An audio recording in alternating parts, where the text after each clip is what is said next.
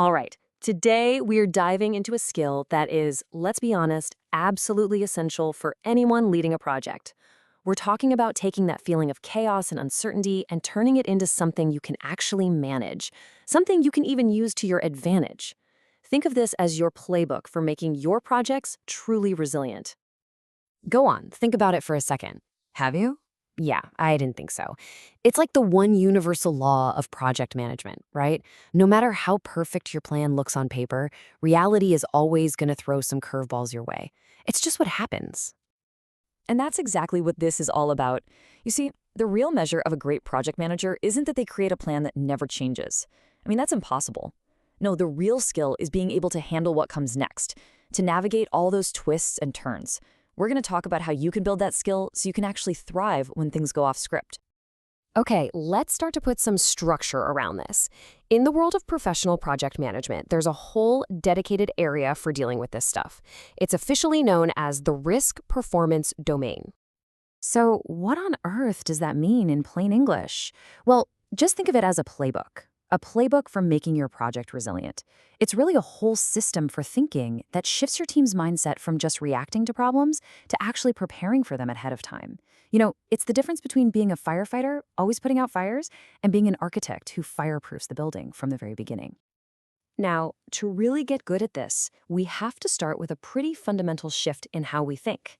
And it all begins with how we even define the word risk.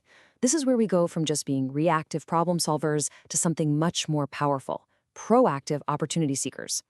Okay, this is one of those distinctions that you absolutely have to get straight in your head. A risk is something that might happen in the future. It's the smoke you see way off on the horizon. An issue, on the other hand, is happening right now. It's the fire that's already burning in your office. The whole point of this entire playbook is to deal with the smoke long before it ever turns into a fire. And here is the single most important part of that definition. Did you catch it? It says a risk can have a positive or a negative effect. Seriously, this is a total game changer. Most of us are just wired to think of risk as a bad word, right? But that's only seeing half of the picture. So yeah, uncertainty is really a two-sided coin.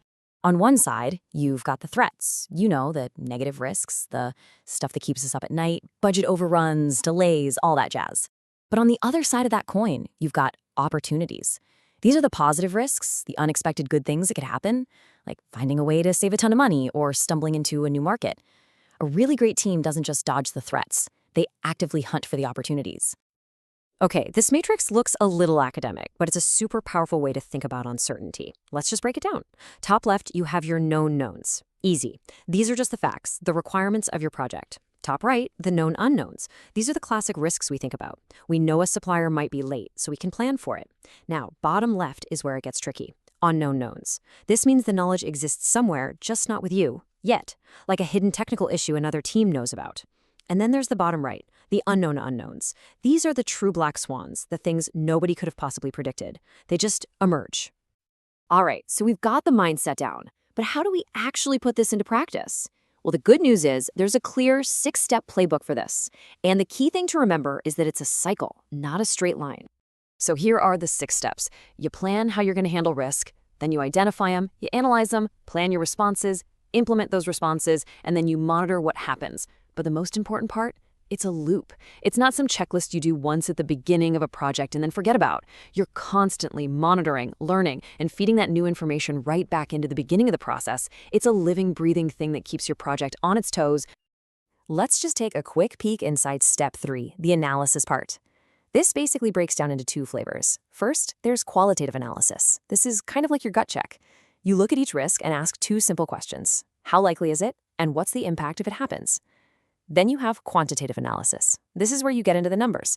Maybe even run some computer simulations to see how all these different risks could combine and affect your project's budget or timeline. And this quote right here, it just sums up the whole goal perfectly. The objective is to make the good stuff more likely to happen and have a bigger positive impact, while you make the bad stuff less likely to happen and have less of a negative impact. See? It's not just about playing defense. It's about playing offense at the same time. But of course, this isn't a one-size-fits-all kind of deal. The way you'd handle risk on a giant multi-billion-dollar construction project is going to be wildly different from how you do it for a small software startup. You absolutely have to tailor this whole approach to fit what you're actually doing. So what does that tailoring look like? Well, you have to ask a few key questions. First, what's the scale and complexity here? Are we building a doghouse or a skyscraper? Second, what's our organization's appetite for risk? Are we super cautious, or are we okay with making big bets? And finally, what's our actual development approach? Is this a traditional step-by-step project or something more agile and fast-paced? Okay, let's look at a couple of examples. First, imagine a massive renewable energy project. We're talking billions of dollars, a construction timeline that spans years, and a crazy complex global supply chain.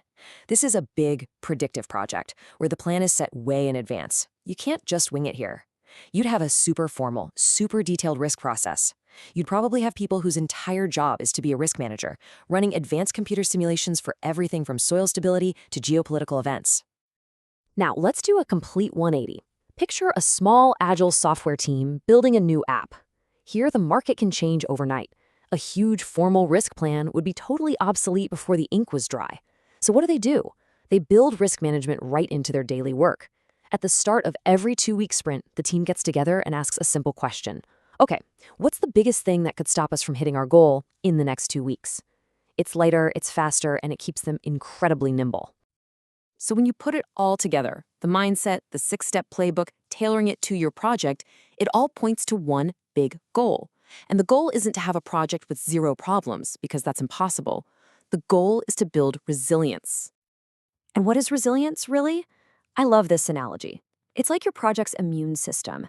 It's the ability to get hit by something unexpected, a budget cut, a supplier going out of business, whatever, and to be able to absorb that shock, recover fast, and keep moving forward.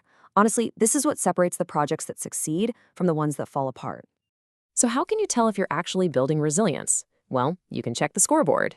Are you actually hitting your deadlines and staying on budget? Do you have a pot of money, a management reserve, set aside just in case one of those unknown unknowns pops up? And maybe most importantly, are you actually capitalizing on the positive opportunities you find? If you can say yes to these, you're on the right track.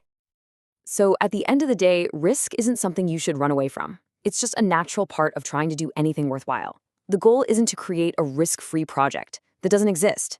The goal is to master the process of dealing with risk, to get so good at it that you can look uncertainty right in the eye and feel confident you can handle it. So I'll leave you with this. What uncertainty are you going to tackle next?